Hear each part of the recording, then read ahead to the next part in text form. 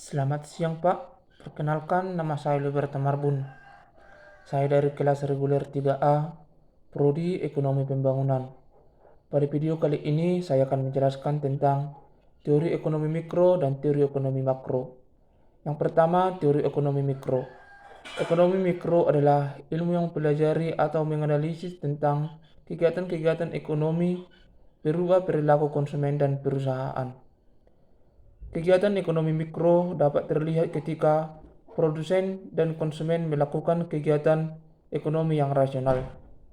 Dan tujuan dari kegiatan ekonomi mikro adalah untuk melakukan analisis pada mekanisme yang menjadi pembentuk harga yang relatif, dan juga untuk menganalisis terjadinya kegagalan pasar.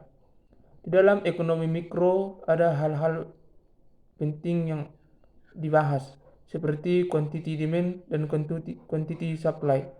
Selain itu, hal lain yang dibahas dalam ekonomi mikro adalah seperti permintaan, penawaran, harga, perilaku konsumen dan produsen, biaya, dan juga keberlangsungan pasar.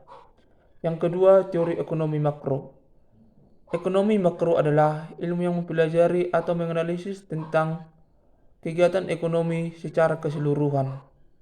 Di dalam kegiatan ekonomi makro, pemerintah berperan aktif dalam keberlangsungan ekonomi, di mana di dalam ekonomi makro pemerintah memiliki wewenang untuk mengambil kebijakan berupa kebijakan fiskal, di mana dengan kebijakan fiskal ini pemerintah dapat membantu atau mendorong terjadinya keberlangsungan ekonomi.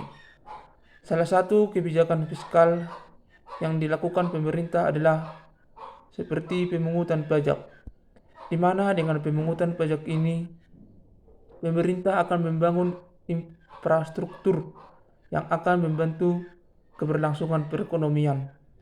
Dan jika pemerintah berhasil di dalam kebijakan fiskal, maka negara tersebut akan dikatakan maju.